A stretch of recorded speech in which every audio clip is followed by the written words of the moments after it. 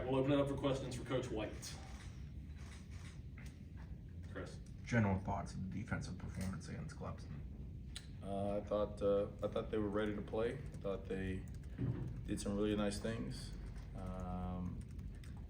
Again, it's always going to come down to the special situations, right? I thought third down, one or two more stops will take away 7 to 10 points on the board. I think the red zone, not giving them a chance to. At very worst, you got to hold them to field goals down there, and we call it coverage, and they run quarterback draw. It was a great call by them. Should have made them throw the ball, but thought they were ready to play. There were some guys who really played hard, and it was good, especially there towards the end. You kind of feel like, hey, let's just get the ball back for the offense. Let's get these stops, and I think it was 3 or 4 straight possessions. They went 3 and out, and we were able to get the ball back to the offense. So it was good to see, but we got to take the ball away. And again, you talk about, they converted 4 third downs, but those are the scoring drives, right? So you got to be able to limit those some kind of way. All right. On the first drive where the coach Norvell mentioned some missed tackles, it seemed like it was maybe some over pursuit. How do you balance the guys trying to make a play, flying the ball, with also being under control? I think that's too fine of a line. They like, you see the play and they are literally flying their ass over there to go hit somebody. And all they did was they took their eyes off of the ball carrier and was going to where he was going to go. Instead of tracking the near hip and going to where, trusting that those guys were going to pull him up. But you watch and they were flying around, like they were so amped up to play. And I rather have that than to have to charge them up. So we need to get them to that point, and just, again, goes back to trusting their training, and we'll do some drills this week to get them in those positions again and try to match the intensity, to just remind them this is how we want. Channel that energy this way, and it'll be good. Yes, sir. Chris. It was either 3 and outs, with the exception of one drive. Either 3 and outs were really long established drives. Why is that? Why is there a gap? Same thing, right? Like you're converting.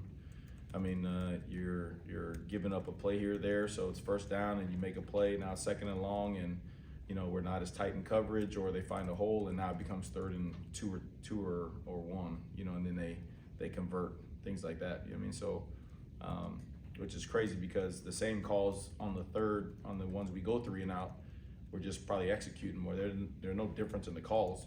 The whole game I'm like, hey, was I too aggressive here? Was I lesser aggressive here?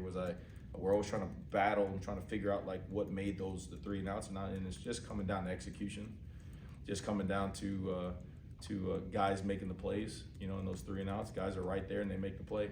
And those long drives, we're having too many 3rd and like mediums to shorts, and that's usually the result of either 1st or 2nd down, not getting the stop right then and there. Even the first play is a perfect example, right? You look at where the ball is hit, and it's almost for minus yards. Like I think it was AB did a great job of fighting through the block, hit him on the line of scrimmage, and it should be 2nd and 10, 2nd and 11, and instead he breaks tackles. We over pursue, and now it's 2nd and 1. And even if you have success on 2nd and 1 and 2, it's still 3rd and 1 or 2. So we got to just execute and keep finding ways to give them a chance to get the offense off schedule. But that's crazy though. Like every game, there's been like a 13-play drive. Alabama, right? First time 17 plays, and then they kind of settle down. And then they just play ball and they execute. So got to figure out a way to kind of limit those. And again, it's probably going to be on 3rd down. Corey. Who were your best players last night after watching the film? Best players, I thought the linebackers did a really nice job. I thought all of them had their moments of being some of the best football players on the field, even the plays that you don't see that aren't recorded. Elijah Herring, their back is really big back, and we tried to get our backers up on them one-on-one. I think one of the first early 3rd downs, we run him through the A-gap, and he snaps his neck back. And it was a beautiful sight to see. The other backers, Blake, Juice, OG, all those guys in coverage. A lot of times you go back and watch the film during the zone, and you can see Cade looking at him, and you can see the linebacker peek, and then he ends up rolling back underneath to take away the second window, so the quarterback has to come off on it, and then he ends up going out or scrambling. I thought the linebackers did a really nice job the whole night in their zones and then blitzing that kind of way. I thought the safeties blitzing, I thought that was good again. You know, I think that's one of the things we do well is bring a safety and play man or play zone, and those guys are getting more comfortable doing that. So just got to keep on doing that. And then interior wise, I mean, there's a lot of little things that showed up. I mean, I thought Dan played well. I thought the Twins played their butts off. I mean, Drell, I mean, that guy, I mean, both of them, but Drell in particular, you see him running across the field trying to get a piece of some people. I mean, it's beautiful to see. So that was probably it off the top of my head. Ira? You may agree or disagree, it's, you know, the assignment's better than we do, but it seemed like a lot of things that Clemson ran, you guys were there. Like, it looked like you guys knew what was coming, like even the flea flicker, like, guys were there, but then you don't get the results. You know, how do they handle that, and how do you guys? None. The ball beat you. You know what I mean? Just like you said, we got a freshman corner in Jabril. You know, he was banged up a little bit, so Pat put in Duty, and that the plan is always to get Duty in the game early to get his bearings right. So we put him in the game, and you know, just felt in that zone right there. They like to do all their specials, so kind of felt this, so called it, and sure enough, he comes scot-free back there. But you know, again, that's a freshman seeing it for the first time, so he's kind of, you know, blind dog in the meat house, whatever. But what I know, he didn't make the play, but what happened was, you know, flea flicker, same thing in whatever game that was, Miami or whatnot. The safety see the run. They see the run, so they're coming up. So Ed starts to come up, and he's beat on the first initial. If the flea flicker was on time, he's beat. It's an easy touchdown. But because Duty did that and at least got back to the quarterback and made him roll out, it gave Ed a chance to get back there. And when you look at the point of the catch, I mean, they're both at the ball. The ball beat them. I mean, okay, no big deal. Like, you put yourself in that position on a special with a guy back there, like, just play ball, you know. And I think that's the thing that they have done better the last couple of games than earlier in the season. The Virginias and Pitts was when something went wrong, they calmed down. It was like, okay, like, next play. And because of that mentality, I think, you know, they were able to regroup and focus and go and not get in the tank and not let one mistake turn into two. But sorry, Bob. You also had, like, I don't know, man, at least two, maybe three or more chances for big picks, like guys jumping routes, but not finishing. Yeah. We got to keep on believing in them. Like, at one point it's gonna pop and they're gonna do it. You know what I mean? Like, the thing is they're getting there. They're recognizing the call, the personnel, the down and distance, their leverage, their eyes are right to be in the position to go pick it or to be right there to go make the play. And now, like, the more they're in that position, the more that they rep it in practice, the more they have confidence in what they're doing and seeing, they're gonna do it.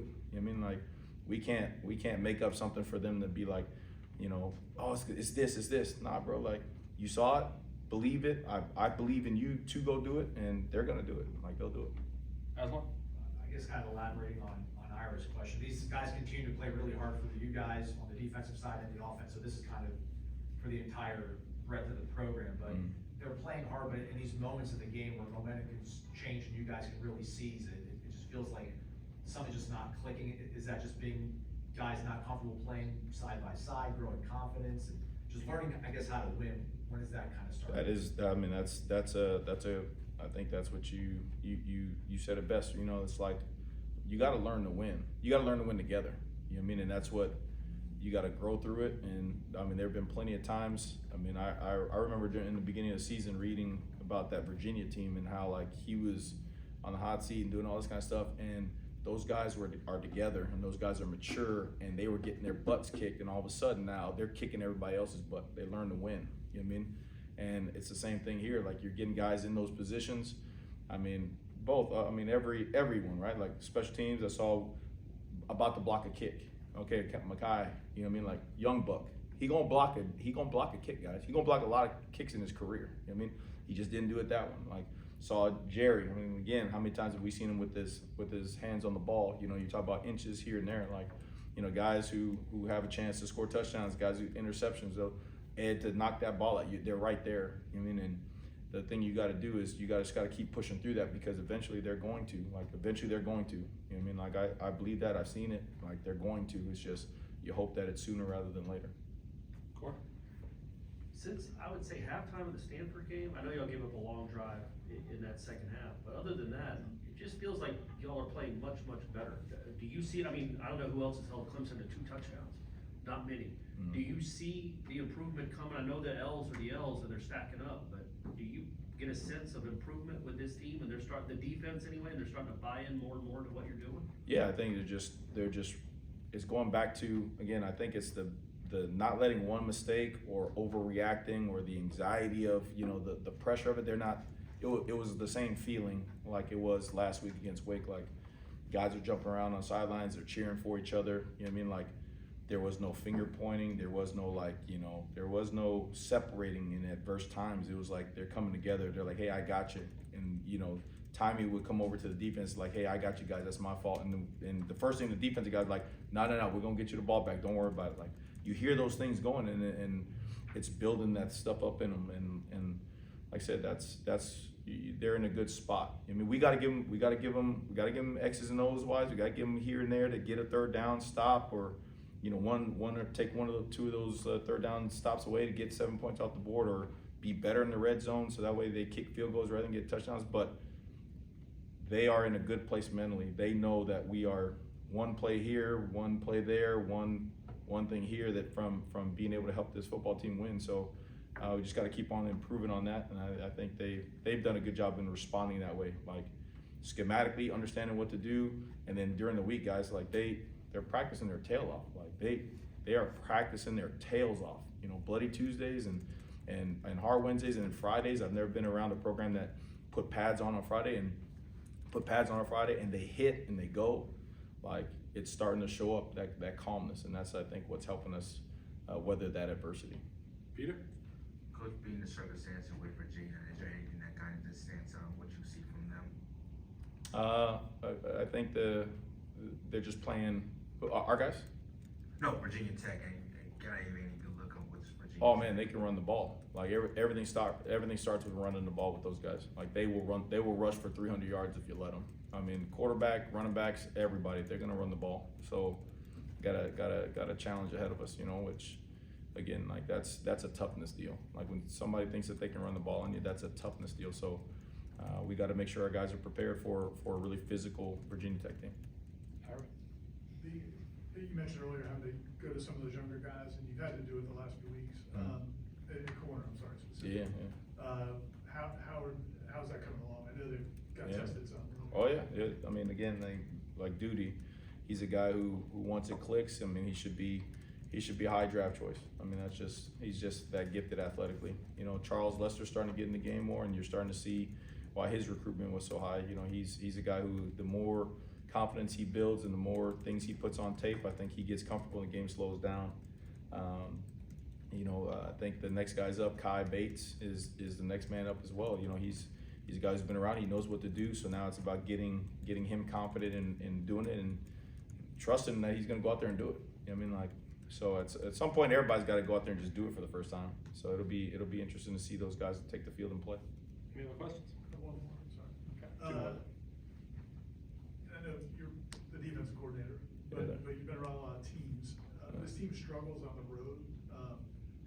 What's the key to a team getting? Because you guys have 2 more road games coming up this season. Like, what do you when you look at this team, particularly defense, but like, what do you guys need to do to be able to play on the road the way you guys play at home? I think it's just messing with the process and the formula. You know what I mean? Like, tweaking stuff. Like, no 2 itineraries are exactly the same. We don't walk through the same. You know, your coach is always thinking about different ways. You know, whether it's moving stuff up, moving stuff back. You know, what we do, what we emphasize. You know, he was already talking about it. You know, this morning about that very same thing. So I think all the great ones, right? All the great coaches, they figure out what formula works, because no team is exactly the same. You know, and I can pull up schedules from every head coach I've been around, and they've always treated things, they like there's certain things in an order, but they've always tweaking things if stuff isn't working. You know what I mean? Like they'll tweak something in a heartbeat just to find the right formula and process. So I'm assuming, and I know Coach Norvell, like he's already been thinking about and talking about it, so we'll let that come, you know, in the following week. Last one, Corey? I'm good. All good, okay. Thank you, guys. Thanks, guys.